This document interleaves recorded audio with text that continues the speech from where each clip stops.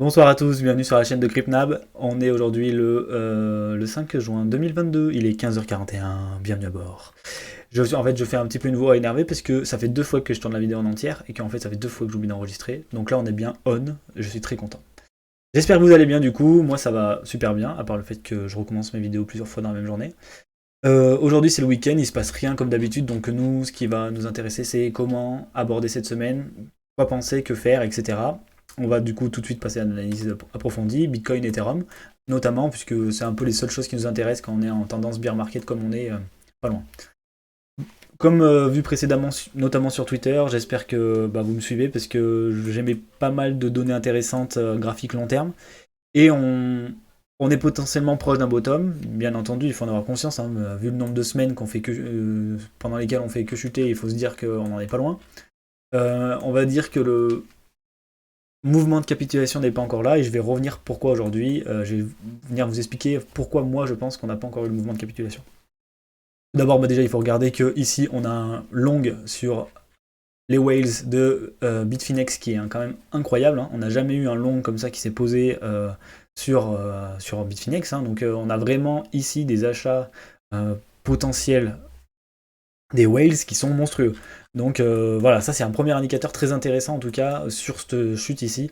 On a eu voilà, un envolée lyrique des longues et ils ne se clôturent pas. Donc c'est ça qui est intéressant, c'est qu'ils ne se clôturent pas. Vous voyez les shorts, des moments où on a des shorts puis ils se clôturent. Ici on n'a pas de clôture de ces longues et ça c'est très très intéressant. Pour l'analyse un petit peu de ce qui s'est passé et de ce qui va potentiellement se passer, donc on avait notre range ici qu'on a simplement, on a mangé les liquidités au sud, on est reparti, allez, je vais me servir d'un petit stylo, donc ici on avait le bottom du range, le bas du range ici au 28 654 $, on est venu gratter les liquidités, on repart au nord, là on se dit ça y est c'est bullish, et non, petite pause et on réintègre le range. Alors ça, c'est bienvenue dans le bear market, hein, bienvenue dans le Bitcoin qui est très ennuyeux. Chasse à la liquidité constante. Donc là, on a chassé la liquidité au sud, on chasse la liquidité au nord, on réintègre. Donc là, on est dans un nouveau range ici qui correspond un peu au range qui est là, hein. Vous voyez bien le haut du range ici, on n'est pas venu le casser. Donc voilà, ce qui m'étonne moi, c'est qu'on ne soit pas allé chercher les liquidités plus hautes, aux 32 658 $. Mais bon, en tout cas, pour l'instant, que dire à part on ne fait que manger les liquidités. Donc là, à quoi je m'attends moi? Je m'attends à ce qu'on chasse de nouveau les liquidités puisque de toute façon c'est le sentiment qui demeure, hein. Donc là qu'est-ce qu'on a eu? On a eu cette cassure, Rising Wedge en général ça casse par le sud, là ça n'a pas manqué, le problème c'est que pour moi on a... Alors autant on a atteint la target du Rising Wedge, certainement, puisque c'est juste l'intervalle des deux bornes, donc on est revenu dans le bas, donc ça semble logique. Mais par contre pour moi ça c'est une continuation, c'est un mouvement de continuation qui doit suivre, et un mouvement de continuation c'est soit le mouvement violet, soit le mouvement blanc ici. C'est juste deux manières différentes de mettre des targets. Et là, on voit que les targets, c'est quand même retour dans le bas de ce range-là. Donc je m'attends vraiment de ce côté-là à une attaque des liquidités au sud. Donc pourquoi pas venir chercher encore un petit peu les liquidités au nord avant de faire une vraie attaque baissière. Ou potentiellement, je me trompe complet et on va juste manger les liquidités au sud et rattaquer le nord. En tout cas, ça semble une bonne opportunité pour faire une continuation baissière du Bitcoin et potentiellement le mouvement de capitulation. Pendant ce temps, sur Ether, qu'est-ce qu'on a eu? On n'a rien eu, tout simplement. Ether, lui, il a été assez platonique. Même sur la montée du Bitcoin, il n'a pas fait un mouvement grandiose. Donc, c'est vraiment... il est en train d'essayer de résister, on va dire. Mais il ne va pas résister longtemps. Et on va revenir, je vais étudier un petit peu l'order flow avec vous aujourd'hui pour vous expliquer pourquoi. On ne regardera pas d'autres alt, tout simplement parce que on va regarder la Bitcoin dominance, il n'y a pas besoin de regarder les altcoins. Vous voyez un petit peu ce mouvement haussier infernal qu'on a de la Bitcoin dominance, c'est-à-dire que le Bitcoin reprend la main sur le marché, et c'est très très très généralement ce qui se passe de toute façon pendant les bear markets et pendant les phases baissières. Donc là c'est exactement ce qu'on a. Moi je m'attends maintenant qu'on a cassé voilà, cette résistance, hein, parce qu'on peut en parler quand même des résistances et des supports sur la market cap dominance. Je pense qu'on va revenir au 48, voilà, au 48% à peu près. Donc là, on va avoir encore ce mouvement de capitulation qui va nous permettre de revenir dans ces hauts avant les 50%. Je ne sais pas si on ira plus haut, mais en tout cas au moins au 48 ici, sur un mouvement de capitulation baissier du Bitcoin. Pourquoi je parle de ça, du mouvement capitulation, et par quoi il pourrait être guidé? Pour moi, il n'est pas guidé forcément par Bitcoin. Regardez ça, là c'est l'order flow depuis une semaine à peu près. Qu'est-ce qu'on a? On a que c'est plat quoi. Ok, si je zoome ici, on voit qu'il y a des montées, des descentes, etc. Mais on a vraiment un sentiment, le Bitcoin il fait des allers-retours positifs, négatifs. C'est pas lui qui guide le marché dans le sens on va monter, on va baisser, etc. On agit sur lui pour faire baisser le marché des altcoins, etc. Mais pas forcément pour faire baisser ou monter le Bitcoin en soi. Pourquoi je dis ça? Parce que regardez simplement, on va regarder, hop, les altcoins. Les altcoins, il s'est passé, mais rien du tout pendant des semaines, parce qu'on les avait tellement rincés qu'on a arrêté de jouer avec. Il se passe quoi? Le Bitcoin, il fait son faux mouvement haussier, donc on est ici. Hop, on va rezoomer un petit peu, pour que tout le monde voit bien. Donc on est là, on va se mettre en 4 heures, comme ça on va avoir un beau zoom. Donc là on est là, on a ce mouvement haussier. Qu'est-ce qui se passe sur les alts? Sur les alts, d'un coup, il y a une hausse de l'open interest. Donc là les gens ils se sont dit, c'est bon, il a posé son bottom, on va y aller quoi. Et là ils ont mis du levier sur les alts, ça se voit tout de suite, hein, montée de l'open interest, funding qui croise positif, et ben on n'a pas eu, on a attendu une journée et demie pour avoir, et ben non, on vous punit tout de suite, redescendre du Bitcoin, et on est venu punir tout de suite les altcoins. Voilà pourquoi on n'est pas prêt à poser un bottom. On peut pas être prêt à poser un bottom si dès que le Bitcoin fait des mouvements haussiers, tout le monde met du levier sur les alts pour gagner un maximum d'argent. Ça c'est pas possible. Tant que les gens seront pas dans le déni total d'une montée, donc on montera avec des gens qui disent ouais c'est une fausse montée encore, etc. Et qu'on n'aura pas des mouvements, je l'espère en tout cas, ou une augmentation de l'open interest mais avec un funding qui reste dans le négatif, donc ça doit dire que les gens shortent même les altcoins. Et là ça serait très intéressant parce que là on accumulerait des liquidités au nord et là on pourrait se régaler.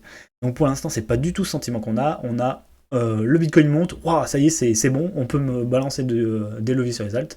Boum, on se fait punir tout de suite derrière. Et voilà, et là les alts, ben, il se passe plus rien parce qu'on se dit, bon ben, on recommence le même sentiment qu'ici, c'est bon ben, on fait plus rien sur les altcoins. Et bon ben, c'est ce qui est en train de se passer. On a une légère hausse, mais et le funding ne croise pas positif. Enfin moi, il se passe vraiment plus rien. Donc pourquoi aller vers le sud si le Bitcoin en soi fait des allers-retours et les altcoins, ça y est, ils sont rincés? Et ben, je reviens toujours à mon histoire d'Ether. Ether, c'est un sketch. Ether, si vous zoomez, vous voyez que sur la montée ici du Bitcoin, on y a du... Donc là c'est l'Ether, mais c'était du coup avec le BTC.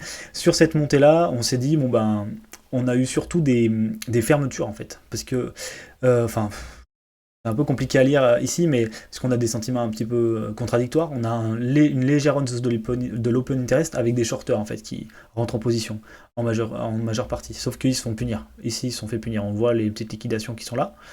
Et du coup, c'est-à-dire qu'ils se sont fait punir là. Et du coup, là, tout de suite, le sentiment, il a changé. Et on s'est dit, bon bah, pareil que les altcoins, hein, on s'est dit, c'est bon. Et là, on longue. On longue, on longue, on longue, on longue, on longue, on longue, on longue. Mais là, il y a eu le mouvement baissier là. Hein. Et on longue, on longue, on longue, on longue, on longue, et on s'arrête pas. Et il y a eu il y a eu un peu des liquidations là. Bon, d'ailleurs, ça a fait complètement bugger l'open interest. Mais regardez ça, on dit il y a eu les liquidations, et là, et on longue, on longue, on longue, on longue, on longue. Et là, on fait que ça. Bon, là, il y a eu un petit peut-être probablement des shorters agressifs, ils se sont fait punir tout de suite, on voit la grosse liquidation là. Donc le mec, il s'est dit, vas-y, j'ai tout arraché sur le Ether, il s'est fait punir tout de suite. Alors, je sais pas trop comment expliquer le sentiment ici. Mais bon, là, voilà, tout de suite reprise de l'open interest et rehausse du funding. Donc, on continue à mettre du levier en longue sur Ether. Sur des niveaux qui sont pas très propres, hein, surtout Ether, hein, si on regarde bien. Ether, on est venu chercher les liquidations sur Binance, mais pas sur FTX, pas sur les autres exchanges non plus. Donc on a liquidé sur Binance, donc là c'est ETH-USDT, mais si on regarde le PERP, ETH-USDT PERP, normalement, si je dis pas de bêtises, hein, bien sûr, on est venu liquider tac, nos amis en longue sur le PERP. Donc là le trait il est ici, bah voilà, parfait, à 16 998, et vous voyez, sur Binance, on est venu le manger. Hop, on l'a grignoté, on est reparti.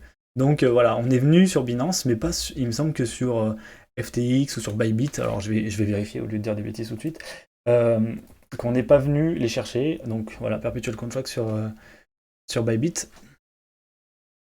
Ah bah oui, Bybit, vous voyez, le bottom il est ici, on va mettre le trait. Alors aussi bien je dis des grosses bêtises et on va y passer du temps pour rien. Bien. Voilà. On est, ouais, bon, moi, je dis pas trop de bêtises. Donc, comme je disais, on est, je vais le mettre en vert. Tac, liquidation longue. On n'est pas venu les chercher. Donc, en fait, il y a encore des liquidations qui nous attendent que sur les autres exchanges que sur Binance. Et probablement, comme je le montre ici, que sur Binance, on en a recréé des nouvelles. Du coup, on en a créé des nouvelles où, ben, sous le creux précédent. Donc, ça serait donc, sous le creux qui est ici. Et vous voyez, même sur le spot, on n'est pas venu non plus sous les 1748. Hein. Il y avait une grosse différence entre le spot et le perp à ce moment-là.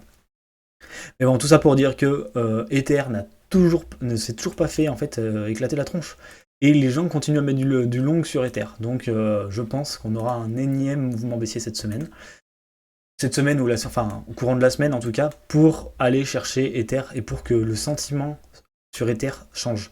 Tant que le sentiment ne va pas changer sur Ether, je pense qu'on aura quand même des sentiments pour tenter la capitulation sur le marché global des cryptos, hein, du coup, parce que les altcoins, là, si la target baissière du Bitcoin, elle est à moins 10%, il me semble, voilà, elle est vers 10%, ça fait entre moins 15 et moins 30% sur les altcoins encore. Donc, oui, encore, quoi. Donc, c'est-à-dire qu'un AVAX à 24 dollars, il va encore prendre tarif, il va aller à 18-15 dollars. Donc, voilà, c'est vraiment, il faut en avoir conscience.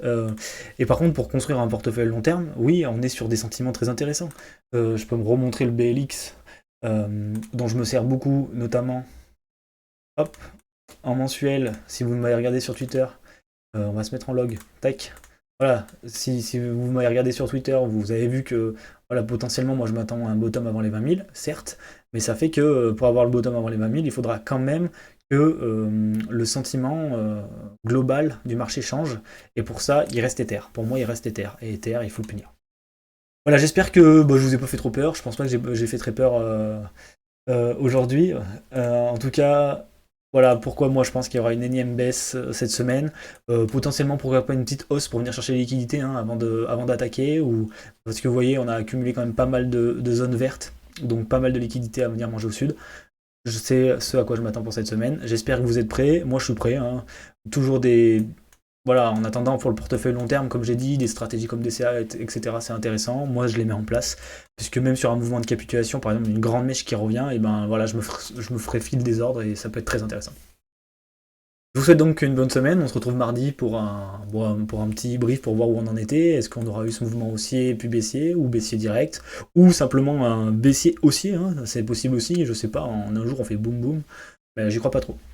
Voilà, je vous laisse là-dessus les amis, passez un bon dimanche et un bon lundi pour ceux qui ne travaillent pas. Et pour ceux qui travaillent aussi, allez on est sympa, on leur souhaite de passer une bonne journée au travail. Allez à plus.